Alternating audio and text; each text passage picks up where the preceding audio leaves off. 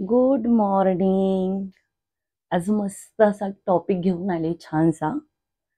नमस्कार मैत्रिणींनो, मी तुमची सखी तुमचं नारी लय भारीमध्ये स्वागत करते.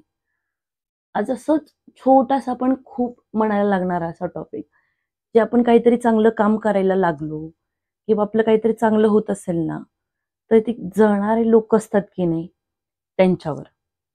आपण काहीतरी नवीन सुरू करतो, मेहनत घेतो त्याच्यावर आणि तिथंच आहे ना, काही-काही लोकांच्या खूप पोटात दुखायला लागतं बरं का.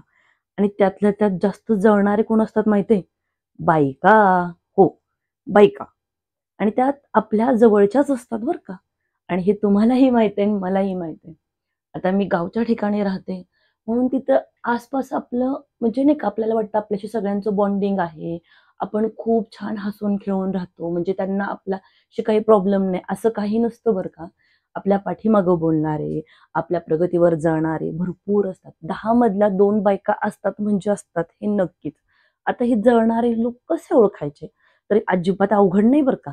ते लोक कसे असतात, ते आपल्याशी लोक कधीच थेट असं म्हणजे नाही का पाठिंबा आपल्याला देत नाहीत किंवा आपलं काही चांगलं झालं ना, की लगेच ते असं म्हणजे विषय बदलणार.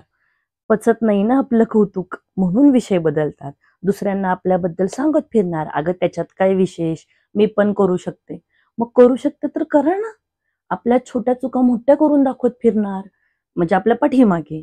आणि ही जळणारी भावना आहे की नाही, खरंच फक्त बायकांमध्ये खूप असते बरं का.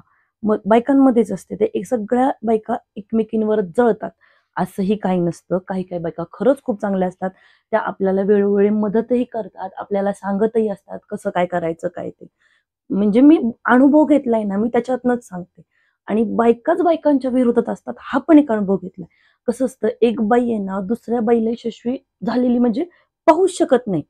असं तिच्या डोळ्यात खुपतं.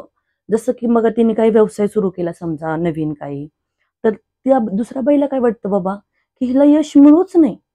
तिच्या मनात आपोआप ही भावना तयार होते आणि या बायका आसपासच्याच असतात बरं का, त्यांना जास्त असं वाटतं. प्रगती करणाऱ्या बायकांना पुढे जाऊ दिलं, तर ह्या जळणाऱ्या बायका मागे राहतील ना.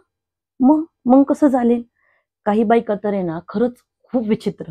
त्या स्वतःही आनंदी नसतात आणि त्यांना दुसरं कोणी आनंदी राहिलेलं की ना, त्यांना ते नुसतं जळफळाट होतं बघा. त्यांना काय वाटतं, "हिला कसं काय एवढं मिळतंय? मी तर ह्याहून जास्त कष्ट करते." असं त्यांना वाटतं बरं का. त्याहूनही मग ते असं मागणं टोमणे मारणं, आपला पाणउतारा करणं आणि काही-काही बायका तर खूप विचित्र, हा प्रकारच विचित्र काय-काय. त्यांना दुसऱ्याच्या आयुष्यात इतकं डोकवायचं असतं ना, इतकी सवय असते ना, नुसतं दुसऱ्यांच्या आयुष्यात काय चाललंय नुसती ढवळाढवळ. तिने हे का घातलं, तिने हे का केलं, तिचं नातं कसं आहे, ती कसं कमावते, ती कसं वागते, हे सगळं, सगळं त्यांना जाणून घ्यायचं असतं. आणि ते जाणून घेतलं, की मग तिच्या पाठीमागे ह्यांची बोलणारी तोंड सुरू. काहीतरी मग विषय काय म्हणतात ते, चर्चा नको का काहीतरी? दिवसभर त्यांना कामं नसतात ना, मग तेवढीच कामं काहीतरी. आणि अशा जळणाऱ्या किंवा नाही का बायकांमुळे किंवा जळणाऱ्या लोकांमुळं काय होतं, म्हणजे साध्या आपल्यासारख्या स्त्रिया ज्यांना काहीतरी आयुष्यात आलोय ना जन्माला, मग काहीतरी करावंसं वाटतं ना, त्या स्त्रियांचा आत्मविश्वास खरंच कमी होतो. हो की नाही? आणि मी हे पण पाहिले बरं का, पुरुष असतात की नाही, पुरुषांना काही घेणं-देणं नसतं बरं का. कोण बाई काय करतीये ते म्हणजे त्यांना खरं तर वेळही नसतो बरं का तेवढा. पण बायकांनाच हिचं काय चाललंय आणि ही काय करते ह्याच्यात खूप म्हणजे खूप वेळ असतो त्यांना. शेवटी एकच सांगते, अशी जी जळणारी लोकं आहेत ना, ह्यांना पाहून अजिबात थांबायचं नाही. ते जळतात आहे ना, त्यांना जळू द्यायचं. आपण अजिबात निराश व्हायचं नाही.